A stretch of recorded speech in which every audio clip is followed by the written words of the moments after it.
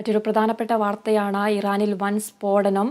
73 പേര് മരിച്ചു, 200ഓളം പേർക്ക് പരിക്കേറ്റു. വിവരങ്ങളുമായി ന്യൂസ് ഡെസ്കിൽ നിന്നും അനുഷ ഭരതൻ ചേരുന്നുണ്ട്. അനുഷ, എപ്പോഴായിരുന്നു ഈ സ്ഫോടനം ഉണ്ടായത്? 200ഓളം പേർക്ക് പരിക്കും 73 പേരും മരിച്ചു എന്നാണ് അറിയാൻ സാധിക്കുന്നത്. കൂടുതൽ വിശദാംശങ്ങൾ എന്തൊക്കെയാണ്? ആതിര, ഇറാനിൽ ഒരു ഇരട്ട സ്ഫോടനത്തിലാണ് 73 പേരാണ് നിലവിൽ മരിച്ചിരിക്കുന്നത്. ഒപ്പം 171 പേർക്ക് പരിക്കേറ്റതായുമാണ് അന്താരാഷ്ട്ര മാധ്യമങ്ങളെല്ലാം റിപ്പോർട്ട് ചെയ്യുന്നത്. ഇറാൻ റവല്യൂഷണറി ഗാർഡിൻ്റെ ജനറലായിരുന്ന ഖ്വാസിം സുലൈമാനിയുടെ ശവകുടീരത്തിലാണ് ഈ ഒരു ഇരട്ട സ്ഫോടനം ഉണ്ടായത്. ഇന്ന് അദ്ദേഹത്തിൻ്റെ 4ാം ചരമവാർഷിക ദിനം കൂടിയാണ്. ഈ ദിവസത്തിലാണ് ഇത്തരത്തിലൊരു ഇരട്ട സ്ഫോടനം, രണ്ട് ബോംബ് സ്ഫോടനത്തിൽ 171 പേർക്ക് പരിക്കേൽക്കുകയും 73 പേർ കൊല്ലപ്പെടുകയും ചെയ്തിട്ടുള്ളത്. ഈ മരണസംഖ്യ ഇനിയും ഉയരാനാണ് സാധ്യത.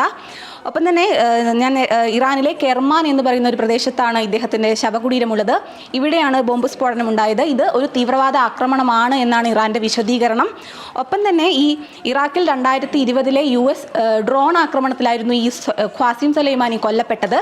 അത് അന്നത്തെ അമേരിക്കൻ പ്രസിഡന്റായിരുന്ന ഡൊണാൾഡ് ട്രംപ് ഈ ഒരു ഡ്രോൺ ആക്രമണത്തെ വിശേഷിപ്പിച്ചത് ലോകത്തിലെ നമ്പർ 1 തീവ്രവാദി കൊല്ലപ്പെട്ടു എന്ന രീതിയിലാണ്. ഒപ്പം തന്നെ ഈ ഇറാൻ റവല്യൂഷണറി ഗാർഡിൻ്റെ തലപ്പത്തുള്ള ആളായിരുന്നു ഈ ഖ്വാസിം സുലൈമാനി.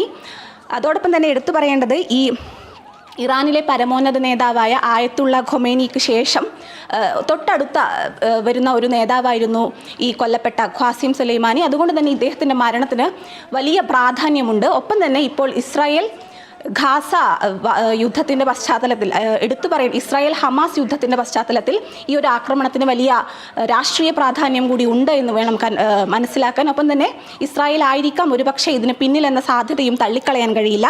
അതോടൊപ്പം തന്നെ ഈ Iranian revolutionary guard, Hamas, Hezbollah അടക്കമുള്ള തീവ്രവാദ ഗ്രൂപ്പുകൾക്ക് ഫണ്ടിങ്ങും മറ്റ് ആയുധങ്ങളും നൽകുന്ന ഒരു സംഘടന കൂടിയാണ്. അതുകൊണ്ട് തന്നെ ഇത്തരത്തിലെല്ലാം നോക്കുമ്പോൾ ഈ ഇസ്രായേൽ ആണോ ഇതിന് പിന്നിലെന്ന സാധ്യതയും തള്ളിക്കളയാൻ കഴിയില്ല. ഏതായാലും വരുന്ന മണിക്കൂറുകളിൽ മാത്രമാണ് ഇതിന്റെ കൂടുതൽ വിശദാംശങ്ങൾ അറിയുക. ആതിര.